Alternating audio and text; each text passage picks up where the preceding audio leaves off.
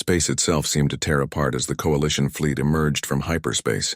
400 ships materialized at the edge of the first core world system. Before them lay the heart of the Vraxian Empire, protected by centuries of military buildup. Minefields stretched for thousands of kilometers.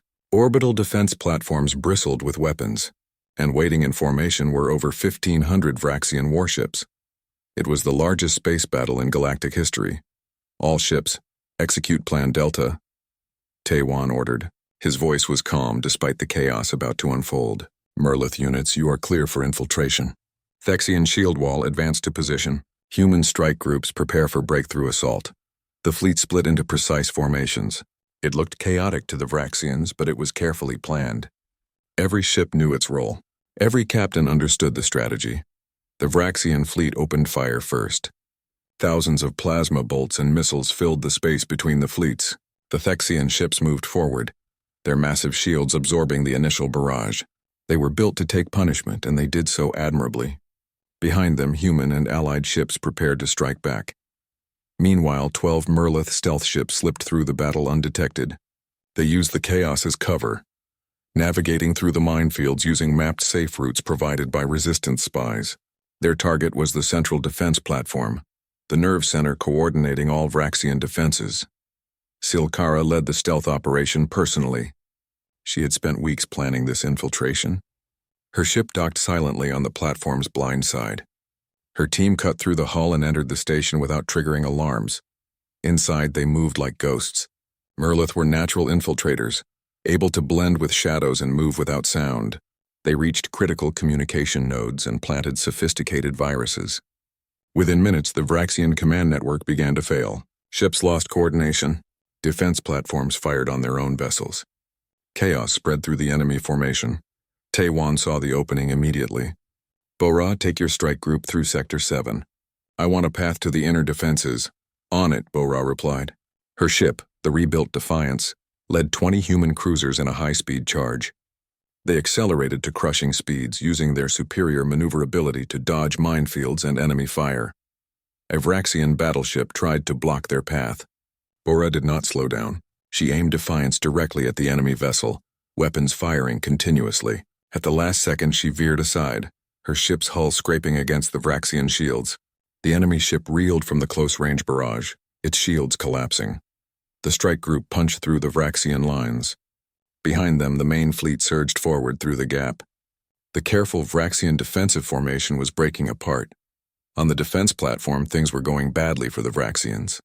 Sergeant Major Hyunwoo and his joint strike team had followed the Merlith infiltrators, while Silkara's people handled the cyber warfare. Hyunwoo's soldiers dealt with physical threats. They fought through corridor after corridor. Hyunwoo led from the front, his heavy armor taking hits that would kill unprotected soldiers. Behind him, human, Thexian, and Merlith soldiers worked together seamlessly. They had trained for this. They trusted each other. They reached the main control center and found it defended by Vraxian elite guards. These were not normal soldiers. They were bigger, stronger, covered in advanced armor. They had been genetically enhanced to be perfect warriors.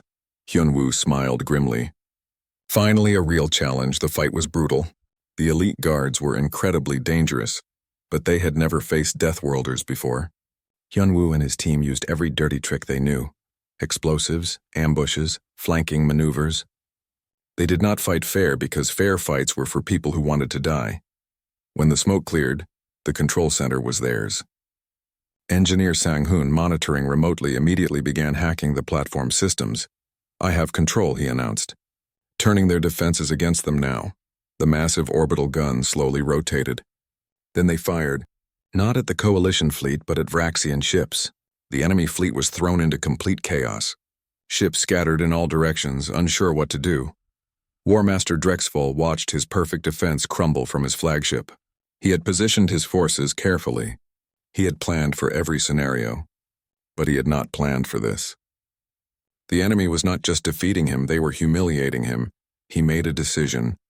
If he was going down, he would take as many enemies with him as possible. He ordered his flagship to charge directly at the Indomitable. It would be a glorious death in combat. Taiwan saw the massive Vraxian battleship accelerating toward him. He could have ordered evasive maneuvers. Instead, he had the Indomitable match course. Sir, that ship is twice our size, Daun warned. I know, Taiwan replied. Target all weapons on their bridge section. Fire everything we have. The two flagships closed at suicidal speeds. Weapons fire lit up the space between them. Both ships took catastrophic damage. Then at the last moment, Taiwan ordered maximum reverse thrust. The Indomitable barely avoided a direct collision. The Vraxian flagship was not so lucky. Its engines failed. The massive ship tumbled out of control before exploding in a brilliant fireball. War Master Drexval died believing he had failed his empire. With their commander dead and their defenses in shambles, the Vraxian fleet began to retreat. But Daun had been monitoring deeper communications. What she found made her blood run cold. Admiral, I am detecting a massive energy buildup on the surface of the core world. It matches the signature of a doomsday weapon. If it activates, it will destroy everything in the system. Taiwan immediately understood. High Imperator Vexthal would rather destroy his own worlds than let them fall to the enemy. It was insane, but it was also very Vraxian. How long do we have? 20 minutes until activation. Get me Hyunwoo now. Hyunwoo was exhausted from the platform assault, but he did not hesitate when he received the new orders. He and his team loaded into the fastest assault shuttle available. They dropped toward the planet's surface at maximum speed, their ship burning from atmospheric entry. The Imperial Palace was a massive fortress, but it had never been attacked before. Security was designed to prevent internal threats, not external assault. Hyunwoo's team crashed through the outer defenses like a battering ram. They fought through endless corridors. Every second counted. Hyunwoo checked his chronometer. 10 minutes left. They had to move faster. They reached the throne room and found High Imperator Vexthal standing at a massive control terminal. The ancient Vraxian ruler looked at them with contempt. You think you have won. You have merely unleashed something far worse. I will show you what true devastation means. His hand moved toward the activation switch. Hyunwoo raised his rifle. He was a soldier, not an executioner, but sometimes the choice was simple. Let billions die or take one life. He fired. The shot hit the control terminal, destroying it in a shower of sparks. Vexthal roared in fury and charged at them. He was ancient, but he was still dangerous. Hyunwoo's team brought him down with multiple shots. The High Imperator fell, and with him the Vraxian Empire. The battle was over. The Coalition fleet held the core worlds. Across Vraxian space, military commanders received the news of their leader's death. Most chose to surrender rather than continue a war they could not win. On occupied worlds, people emerged from hiding. They tore down Vraxian symbols. They celebrated in the streets. Freedom had seemed impossible for so long. Now it was real. Aboard the Indomitable, Taiwan stood on the bridge and watched reports come in from dozens of systems. Victory felt hollow. They had won, but at such cost. Thousands dead, ships destroyed, lives changed forever. Ambassador Velthara found him there, staring at the tactical displays. It is finished, she said softly. No, Taiwan replied. The war is finished. The real work is just beginning. We have to rebuild. We have to make sure this never happens again. He was right. The galaxy had changed forever. The old order was gone. What came next would depend on whether the Coalition could maintain the unity they had forged in battle. But that was a challenge for tomorrow. Today they had won. Today the Deathworlders had shown the galaxy that tyranny could be defeated. Today was enough. The United Fleet arrived at the Galactic Council headquarters in full battle formation. Every ship had its weapons armed and shields raised. It was not a diplomatic approach. It was a statement. The council station was enormous, a ring of metal and glass orbiting a peaceful blue world. Hundreds of ships from different species docked there daily, conducting trade and diplomacy. None of them looked like warships. Most species had not fought a real war in centuries. Taiwan broadcast on all frequencies, making sure every species in the system could hear his message. This is Admiral Taiwan of the United Earth Fleet. For 3 months, humanity has been at war with the Vraxian Empire. We did not start this conflict. We answered a distress call. We saved innocent lives. The Vraxians responded by declaring war on our species and threatening our homeworld. We have fought alone, but we can no longer afford to do so. The time has come to choose sides. Join us in fighting tyranny or stand aside and watch the galaxy burn. The council chamber erupted in chaos. Some species demanded that humanity be censured for threatening language. Others argued that the humans were right, that the Vraxians had gone too far. The debate raged for hours while Taiwan waited patiently. Ambassador Velthara entered the council chamber with a delegation of Kalari survivors. She had prepared for this moment. In her hands she carried data chips containing evidence, videos of the Vraxian attack on her world, medical records showing the effects of biological weapons, testimony from dozens of survivors. She spoke calmly, but her words cut like knives. You ask why humanity threatens you? They do not. They warn you. The Vraxians will not stop with Earth. They never stop. Every year they grow stronger. Every year they conquer more worlds. How many species must die before you find the courage to act? She displayed the evidence on the chamber's main screen. Council members watched in horror as Vraxian soldiers executed civilians. They saw cities burn to ash. They saw the aftermath of biological weapons. This is what the Vraxian Empire does, Velthara continued. This is what they have done for centuries. Humanity stood up to them. Who else will? The first species to respond was the Thexian Concordat. They were a mid-level power with a decent military. Their representative, a tall being with blue skin and 4 arms, stood and addressed the council. 3 days ago, the Vraxians destroyed one of our colony worlds. They did this because we provided medical supplies to Kalari refugees. They claimed we were supporting their enemies. We did not believe they would attack us. We were wrong. The Thexian Concordat stands with humanity. Other species began to speak up. The Merlith Collective, masters of stealth technology, offered their support. Several smaller civilizations pledged resources and intelligence. Not everyone joined. Many species were still too afraid. But it was enough. A coalition was forming. Over the next 2 weeks, the coalition fleet assembled. 400 ships from a dozen species gathered at a staging point near the border of Vraxian space. Human vessels formed the core fighting force. Thexian ships provided heavy shields and defensive capabilities. Merlith stealth ships would handle reconnaissance and sabotage. Smaller species contributed supply ships, medical vessels, and technical expertise. It should have been chaos. Different species with different cultures and tactics trying to work together. But Taiwan was a natural leader. He organized joint training exercises.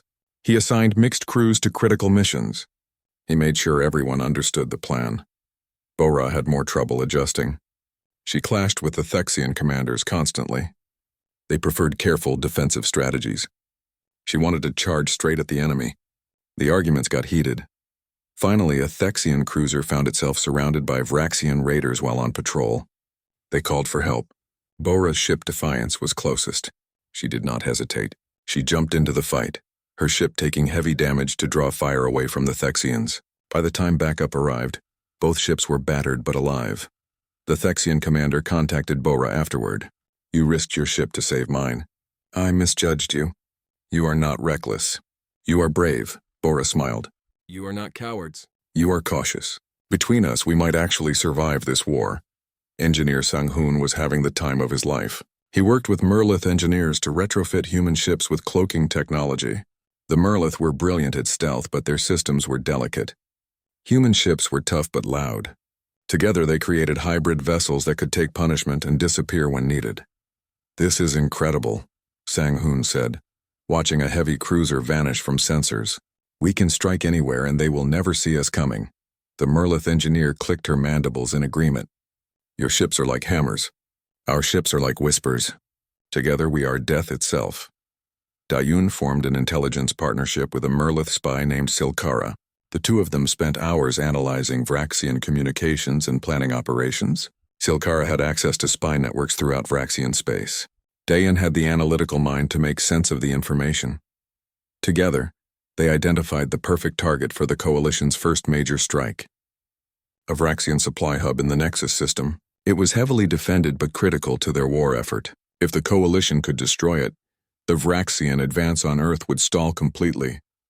The defenses are formidable, Silkara warned. 3 battle stations, minefields, a garrison fleet of 80 ships. Then we will need to be clever, Doan replied. The Vraxians expect direct assault. We give them something else. While the Coalition fleet prepared for battle, Sergeant Major Hyun-woo trained Joint Special Forces teams. He taught Thexian soldiers human close-quarters combat techniques. He learned Merlith infiltration methods. He created mixed units that could handle any situation. Some of the alien soldiers were shocked by human training methods. Hyun-woo pushed them harder than they thought possible. He made them fight in extreme conditions. He taught them to embrace pain and fear rather than avoid it. "Why do you train us so harshly?" a young Thexian soldier asked after a particularly brutal exercise. Yanwu looked at him seriously. "Because the Vraxians will be worse. I train you hard so you survive the real thing." "Would you prefer gentle training and a quick death?" The soldier thought about it, then shook his head. "No, Sergeant Major. Train us harder." In the Vraxian Empire, War Master Drexval received reports about the coalition with growing concern. He had underestimated the humans. He thought their early victories were luck. Now he realized they were changing everything. Other species were finding courage. The Empire's grip was weakening. He met with High Imperator Vexthul, the ancient ruler of the Vraxian Empire. Vexthul had controlled the Empire for over 3 centuries. He had crushed dozens of rebellions. He did not believe a coalition of weak species could threaten him. "Let them come," Vexthul said. "We will destroy them as we have destroyed all who opposed us. Withdraw forces from the outer territories. Fortify the core worlds. When they attack, they will break against our defenses like waves against stone." Drexval bowed and left to carry out his orders, but privately he was not so confident. The humans fought differently than anyone he had faced. They did not follow the rules. They adapted constantly, and they seemed willing to die for their cause. That kind of enemy was dangerous. The coalition fleet completed its preparations. 400 ships ready for battle. Thousands of soldiers prepared to fight. Taiwan stood on the bridge of the Indomitable and looked at the gathered fleet on his displays. It was beautiful in a terrible way. Ambassador Velthara joined him.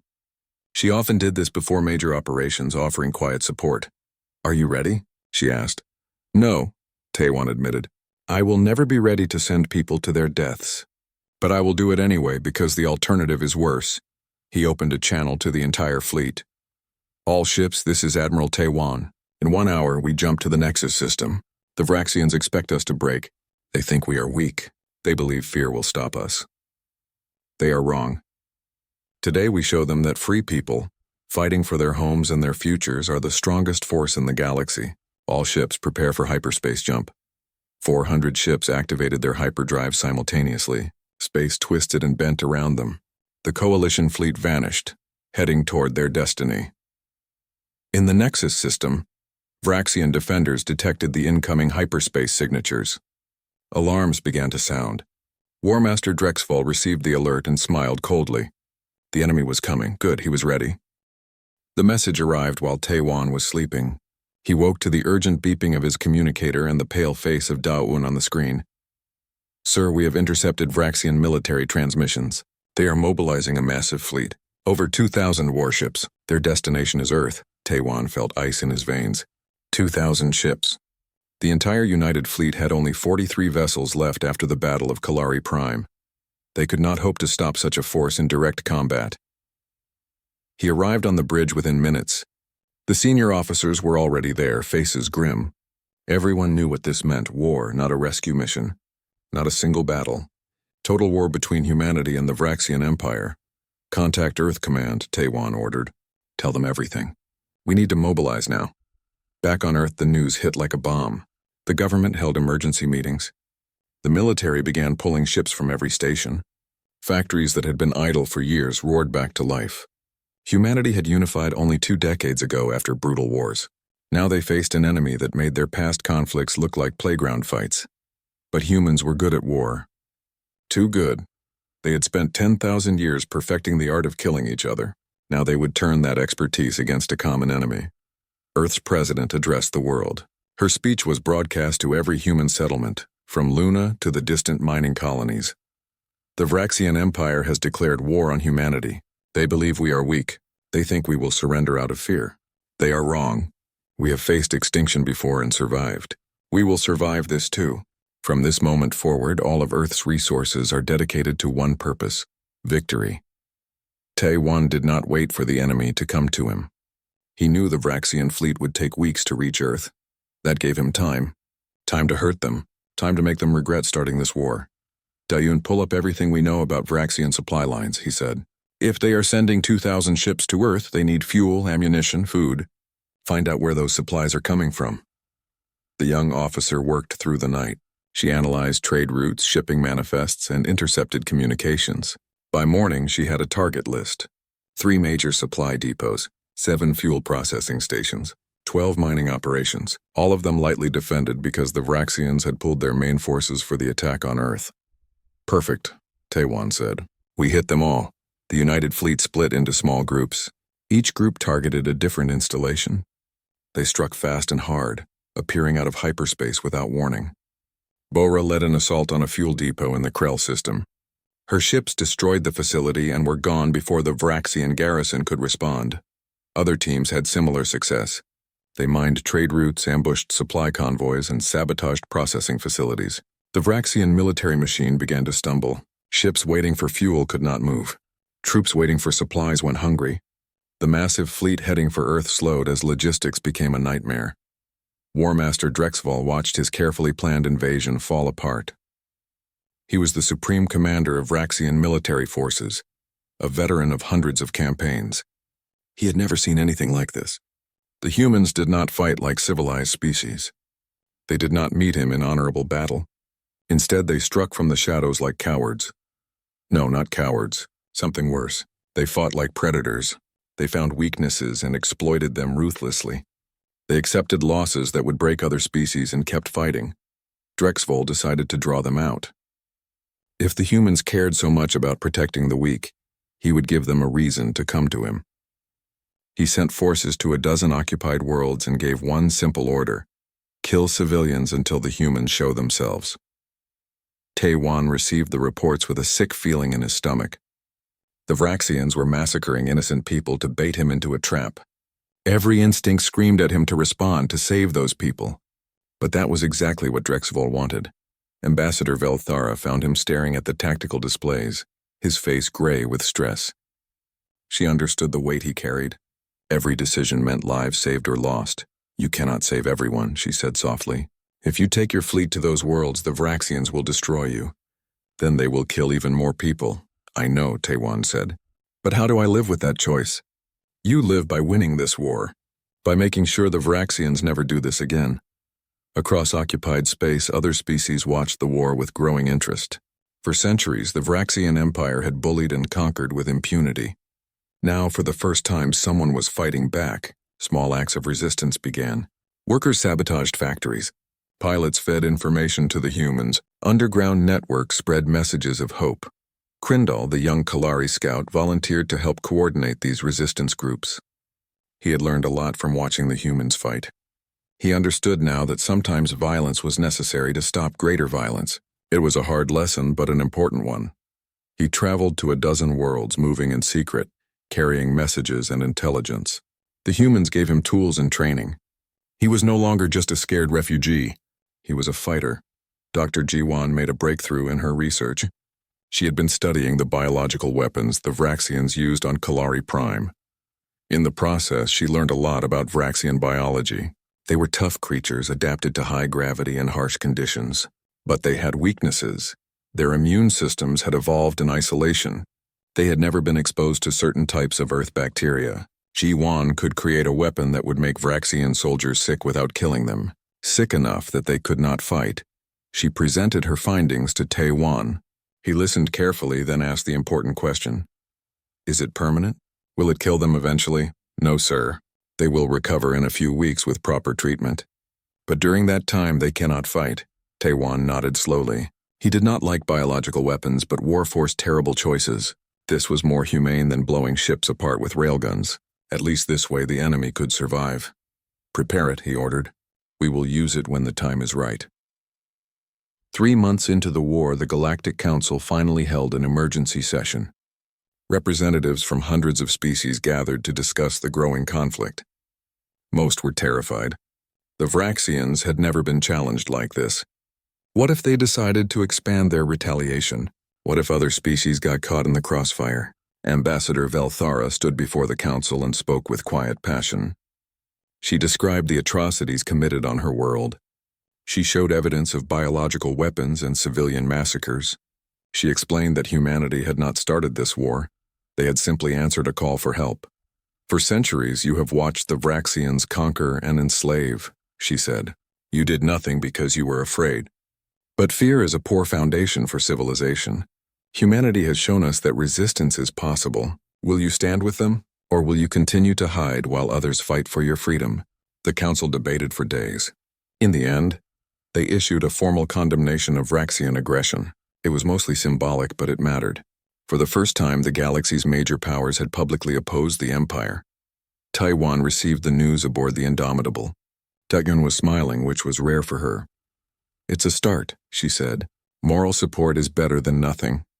"We need more than moral support," Taiwan replied. "We need allies. Real allies who will fight with us." Daun pulled up a star map. "Then we need to give them a reason to believe we can win. We need a major victory, something that proves the Vraxians can be beaten in open battle." Taiwan studied the map. His eyes focused on a cluster of 3 star systems at the heart of Vraxian space, the Imperial core worlds. They had never been attacked, never been threatened. The Vraxians believed they were untouchable. "We are going to change that," Taiwan said quietly. "Plot a course for the Galactic Council headquarters. We are going to ask for help, and if they refuse, we will do it ourselves." Bora, listening from her ship, grinned fiercely. Finally, they were taking the fight to the enemy's home. This was going to be interesting. The Battle of Kalari Prime began with fire and chaos. Plasma bolts streaked through space like angry red comets. The Vraxian ships moved in tight formations, their tactics textbook perfect. They had fought this way for centuries. They had conquered hundreds of worlds. They expected the human fleet to break and run. They were wrong. "All ships, evasive pattern Delta," Taiwan commanded. His voice was steady despite the explosions lighting up the view screen. "Bora, take Defiance and punch through their right flank. I want a hole in their formation." "Yes, sir," Bora replied. Her smile was sharp and dangerous. She loved a good fight. The human ships scattered like leaves in a storm. They moved at accelerations that should have been impossible. Inside the Vraxian flagship, alarms were screaming. The enemy commander stared at his displays in confusion. How were these ships moving so fast? How were their crews surviving those forces? He did not understand Deathworlders. Humans evolved on a planet with crushing gravity and deadly weather. Their bodies could handle forces that would kill most aliens. Their ships were built to push those limits even further. Defiance accelerated hard, pushing 12 times Earth's gravity. Bora felt the pressure crushing her into her seat. But she had trained for this. Her crew had trained for this. They gritted their teeth and held their positions. The ship shot forward like a bullet. The Vraxians tried to track her ship, but she was too fast. Defiance slipped between 2 enemy cruisers so close that their shields actually touched. Then Bora gave the order, full broadside. Both targets, the ship's railguns fired at point-blank range. Metal slugs moving at a fraction of light speed tore through armor like tissue paper. Both Vraxian cruisers exploded in brilliant balls of fire. The shockwave rocked Defiance, but the ship held together. Barely. "Damage report," Bora snapped. "Shields down to 40%. Hull integrity holding. Portside railgun offline," her tactical officer reported. "Good enough. Find us another target." Across the battlefield, the rest of the fleet was wreaking havoc. Human ships moved in unpredictable patterns, closing to ranges where most species would never dare to fight. They launched swarms of missiles that overwhelmed enemy point defenses. They used the debris from destroyed ships as cover. Daiyun monitored everything from her station on the Indomitable. Her eyes tracked dozens of battles at once. She fed targeting data to the fleet, coordinated attack patterns, and predicted enemy movements. Her analysis of Vraxian tactics was proving correct. They were rigid, predictable. Once you understood their doctrine, you could beat them. "Admiral, I'm detecting a weakness in their formation," she said. "The orbital bombardment platform. It's the command hub for their defensive grid. If we take it out, their coordination will collapse." Taiwan studied the tactical display. The platform was huge, bristling with weapons. It would take everything they had to crack it. But Daun was right. Without that platform, the Vraxian fleet would become much easier to defeat. "Get me Sergeant Major Hyunwoo." Hyunwoo was already suited up when the call came. He and his strike team were waiting in the drop bay, weapons ready. Combat was what they did best. When Taiwan explained the mission, Hyunwoo just nodded. "We'll take it," he said simply. 20 soldiers loaded into assault shuttles. Their armor was heavy and black, designed for zero-gravity combat. Each carried enough firepower to level a building. They launched from Indomitable while the ship laid down covering fire. The platform's defenses opened up immediately. Laser fire cut through space, One shuttle exploded, killing everyone inside. Hyunwoo felt a familiar coldness settle over him. He had lost soldiers before. He would lose more. That was the reality of war. The remaining shuttles crashed into the platform's hull. Breaching charges blew holes in the armor. Hyunwoo was first through, his assault rifle already firing. Vraxian soldiers waited on the other side. They were big creatures, nearly 8 feet tall, with thick scales and powerful muscles. It did not matter. Humans had been killing things bigger than themselves since the dawn of time. The firefight was brutal and close. Hyunwoo's team moved through the corridors like a storm. They threw grenades around corners, fired explosive rounds through walls, and cleared rooms with ruthless efficiency. The Vraxians fought back hard, but they were not prepared for human tactics. Not prepared for enemies who would risk death to achieve their objective. Hyunwoo reached the control center and found it heavily defended. At least 30 Vraxian soldiers guarded the door. He pulled out a shaped charge and stuck it to the wall beside the entrance. "Blow it," he ordered. The explosion tore through the wall and killed half the defenders instantly. Hyunwoo's team poured through the gap, firing as they moved. The remaining Vraxians died quickly. Hyunwoo planted demolition charges on every critical system he could find. "Package delivered," he reported to Taiwan. "Get us out of here." Engineer Sang-hoon had a different idea. He was monitoring the boarding operation from the Indomitable when he saw something interesting in the platform's systems. The weapons were still active. The power core was intact, and the targeting systems could be overridden. "Sir," he said to Taiwan, "don't blow the platform yet. Give me 5 minutes." Sang-hoon's fingers flew across his console as he hacked into the platform systems. He was good at this. Really good. Within 3 minutes, he had control.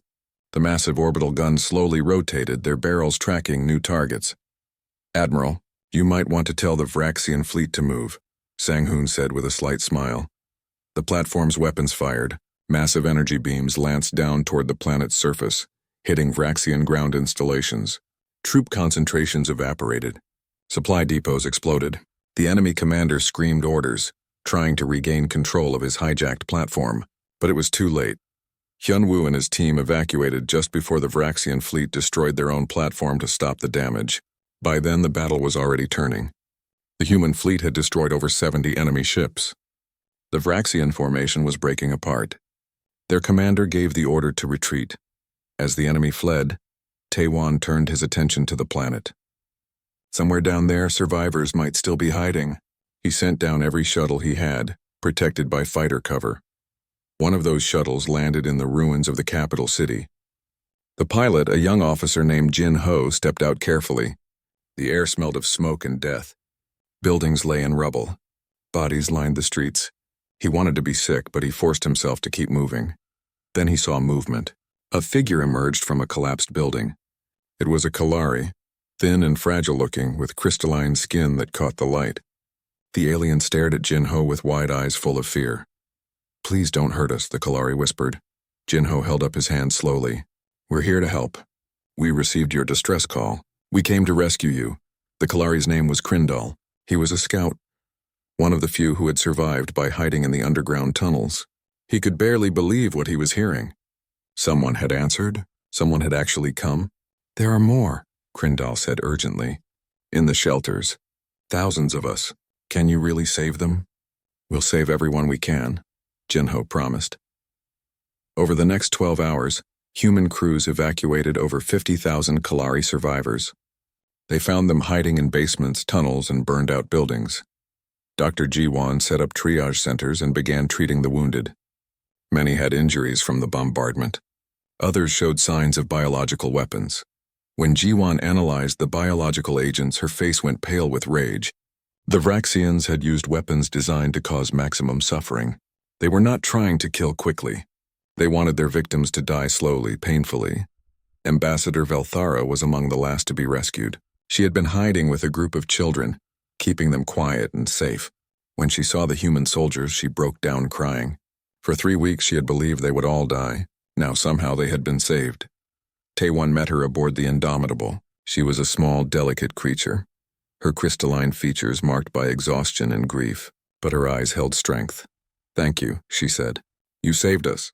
I do not know how to repay this debt." "No debt," Taewon replied. "You called for help." We answered. "That is what decent people do." But even as he spoke, he knew this was only the beginning. The Vraxians would not forget this defeat. They would come back, and next time they would bring everything. The stars burned cold and distant in the black void of space. Ambassador Velthara pressed her crystalline fingers against the communication console, her breath coming in short gasps. Around her, the capital city of Kalari Prime was burning. The sky glowed orange with fire, and the screams of her people echoed through the broken streets. She had never imagined her world would end like this. The Kalari were a peaceful people. They built beautiful towers that sang in the wind. They studied the mysteries of quantum physics and created art that could make even stones weep. They had no armies, no weapons of war. Why would they need such things? The galaxy had been at peace for so long, but the Vraxian Empire did not care about peace. They came from the darkness between stars like hungry wolves. Their ships blotted out the sun. Their soldiers marched through the streets, killing anyone who resisted. The Kalari had tried to surrender, tried to negotiate, tried everything. The Vraxians only laughed. Velthara's hands trembled as she activated the quantum transmitter. It was the last piece of working technology in the building. Everything else had been destroyed by the orbital bombardment. She spoke into the microphone, her voice barely a whisper.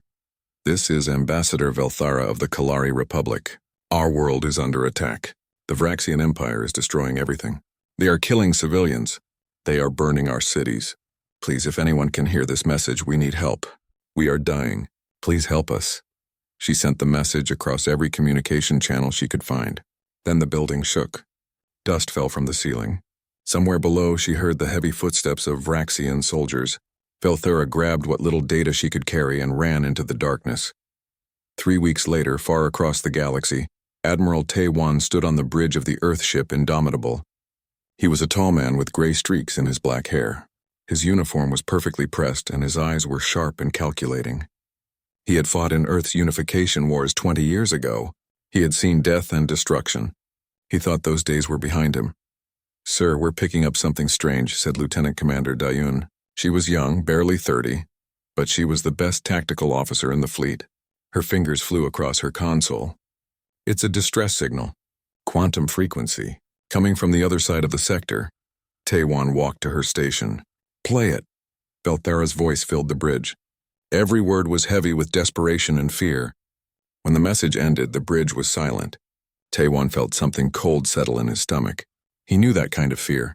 He had heard it before in the voices of people who had lost everything. "Dayun, what do we know about the Vraxian Empire?" The young officer pulled up data on the main screen. "Not much, sir. They control over 100 star systems. They've been expanding for centuries. From what I can find in the historical records, they conquer other species and use them as slaves. The Galactic Council usually looks the other way." "Why?" asked Captain Bo-Ra. She commanded the heavy cruiser Defiance, but she was currently aboard the Indomitable for a strategy meeting. She was shorter than Taewan, but her presence filled the room. "Why does the Council ignore them?" "Fear," Daon said simply. "The Vraxians are dangerous. They have the biggest fleet in known space. Most species are afraid to fight them." Bo-Ra snorted. "Cowards." Taewan studied the star map. The Kalari system was 3 weeks away at maximum speed. That meant Velthara had sent her message weeks ago. Whatever was happening there, it might already be over. But he could not ignore the call. He had sworn an oath to protect those who could not protect themselves. "Contact Earth Command," he said. "Request permission to investigate." The response came 12 hours later. Earth's leadership had debated long into the night. Humanity was new to the galactic community. They had no treaties with the Kalari. They had no obligations. But they also had something most species did not understand. Humanity came from Earth, a death world where everything wanted to kill you. They had evolved to be survivors, fighters, protectors. The message was short and clear. Permission granted. Deploy the United Fleet, bring them home. Taewan assembled his officers in the briefing room. Besides Bo-Ra and Daun, there was Sergeant Major Hyunwoo, who led the elite ground forces. He was built like a tank and had scars across his face from a dozen battles. There was Dr. Ji-Won, the chief medical officer who looked too kind to be on a warship. And there was Engineer Sang-hoon, whose clever mind had saved the fleet more times than anyone could count. "We're going to Kalari Prime," Taewan said. "Our mission is simple. Rescue as many civilians as we can. Get them to safety. Avoid engagement with Vraxian forces if possible." "And if engagement is not avoidable?" Hyunwoo asked. Taewon's expression hardened. Then we show them why humanity earned the name Deathworlders. The fleet consisted of 47 ships. Not many compared to the hundreds the Vraxians could field, but each one was a masterpiece of human engineering. They could accelerate at speeds that would crush most alien crews. Their weapons could punch through armor like paper, and their crews were trained to fight in conditions that would kill other species. They traveled through hyperspace for 3 weeks. During that time, Taewon could not stop thinking about Velthara's message. He wondered if she was still alive. He wondered how many of her people had survived. He knew the odds were not good, but he had to try. Dayun worked day and night studying everything she could find about the Vraxians. She learned they were apex predators from a high-gravity world, much like humans. They were strong and fast, but they relied on traditional military tactics. They had never faced an enemy that fought the way humans did. Bora drilled her crews relentlessly. She made them practice boarding actions, defensive maneuvers, and emergency procedures. She was hard on them, but they respected her. They knew she would never ask them to do anything she would not do herself. Finally, after 3 long weeks, they arrived at the edge of the Kalari system. What they saw made even Taewon's blood run cold. The planet below was scarred with fire. Massive orbital platforms hung in space, their weapons pointed at the surface. And surrounding it all was a Vraxian fleet of over 200 ships. "Sir," Daeun said quietly, "they outnumber us 4-1. Taewon nodded slowly. He opened a communication channel to all Vraxian forces. His voice was calm and cold. "This is Admiral Taewon of the United Earth Fleet. You are hereby ordered to cease hostilities and withdraw from Kalari space immediately. Comply or be destroyed." For a moment there was silence. Then the Vraxian commander's response came through. It was laughter. Deep mocking laughter. Then the enemy ships opened fire. Plasma bolts lit up the darkness. They crossed the distance between the fleets in seconds. Taewon watched them come. He did not flinch. "All ships," he said quietly. "Battle stations! Show them what humans do when someone threatens the innocent." The united fleet surged forward into the fire.